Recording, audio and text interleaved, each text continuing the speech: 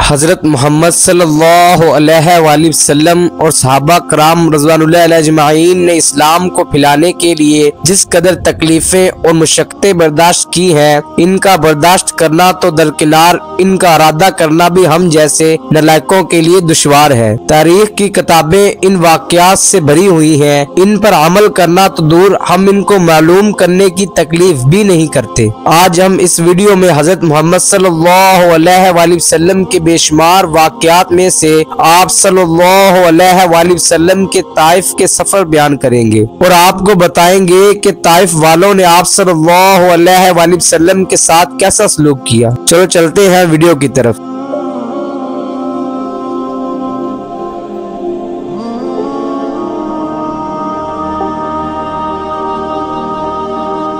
नबुव्वत मिल जाने के बाद 9 बरस तक नबी अकरम सल्लल्लाहु अलैहि वसल्लम मक्का मुकरमा में तबलीग फरमाते रहे और कौम की हिदायत और इस्लाह की कोशिश फरमाते रहे। लेकिन थोड़ी सी जमात के सिवा जो मुसलमान हो गई थी और थोड़े से ऐसे लोगों के अलावा जो बावजूद मुसलमान न होने के आपकी मदद करते थे। अक्सर कुफ्फारे मक्का आप सल्लल्लाहु अलैहि वसल्लम और आपके सहाबा कराम को हर तरह की तकलीफें पहुँचाते थे, मजाक उड़ाते थे और जो हो सकता था इससे दरगुजर ना करते थे। हुज़ूर अकरम सल्लल्लाहु अलैहि वसल्लम के चचा अबू तालिब भी इन्हीं नेक दिल लोगों में थे जो बावजूद मुसलमान ना होने के हुज़ूर सल्लल्लाहु अलैहि वसल्लम की हर किस्म की मदद फरमाते थे। 10वें साल में जब अबू तालिब का भी इंतकाल हो गया तो काफिरों को और भी हर तरह खुले मुहार इस्लाम से रोकने और मुसलमानों को तकलीफ पहुँचाने का मौका मिला। हुज़ूर अक़दस सल्लल्लाहु अलैहि वसल्लम इस ख्याल से ताइफ तशरीफ ले गए कि वहाँ कबीला सकीफ की बड़ी जमात है, अगर वो कबीला मुसलमान हो जाए तो मुसलमानों को इन तकलीफों से नजात मिले और दीन के फैलने की बुनियाद पड़ जाए।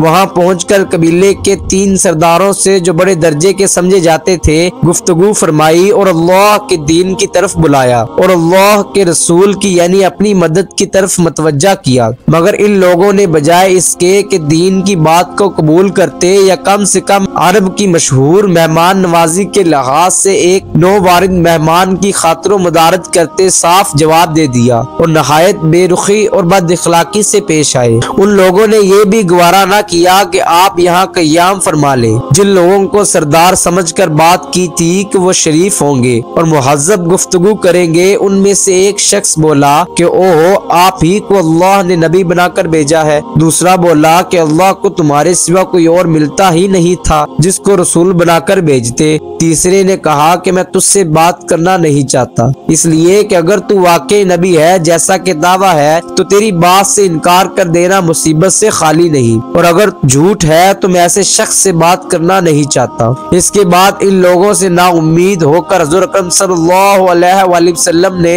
और लोगों से बात करने का इरादा फरमाया कि आप तो हिम्मत और इस्तिक़लाल के पहाड़ थे। मगर किसी ने भी कबूल न किया, बल्कि बजाय कबूल करने के हुज़ूर सल्लल्लाहु अलैहि वसल्लम से कहा कि हमारे शहर से फौरन निकल जाओ और जहां तुम्हारी चाहत की जगह हो वहां चले जाओ। हुज़ूर अकरम सल्लल्लाहु अलैहि वसल्लम जब उनसे बिल्कुल मायूस होकर वापस होने लगे तो इन लोगों ने शहर के लड़कों को पीछे लगा दिया कि आपका मजाक उड़ाए, तालियां पीटे, पत्थर मारे, हत्ता कि आपके दोनों जूते खून के जारी होने से रंगीन हो गए। हुज़ूर अक़दस सल्लल्लाहु अलैहि वसल्लम इसी हालत में वापस हुए। जब रास्ता में एक जगह इन शरीरों से इत्मीनान हुआ तो हुज़ूर सल्लल्लाहु अलैहि वसल्लम ने ये दुआ फरमाई, ऐ अल्लाह, तुझी से शिकायत करता हूँ मैं अपनी कमजोरी और बेकसी की और लोगों में जिल्लत और रुसवाई की। ऐ अरहमर राहिमीन, तू ही ज़ौफ़ा का रब है और तू ही मेरा परवरदिगार है। तू मुझे किसके हवाले करता है? किसी अजनबी बिगाना के जो मुझे देख कर तुरशरू होता है और मुँह चढ़ाता है, या कि किसी दुश्मन के जिसको तूने मुझ पर काबू दे दिया? ऐ अल्लाह, अगर तू मुझसे नाराज नहीं है तो मुझे किसी की भी परवाह नहीं है। तेरी हिफाजत मुझे काफी है। मैं तेरे चेहरे के उस नूर के तफैल जिससे तमाम अंधेरियां रोशन हो गई और जिससे दुनिया और आखिरत के सारे काम दुरुस्त हो जाते हैं, इस बात से पनाह मांगता हूँ कि मुझ पर तेरा गुस्सा हो या तू मुझसे नाराज हो। तेरी नाराजगी को उस वक्त तक दूर करना जरूरी है जब तक तू राजी ना हो।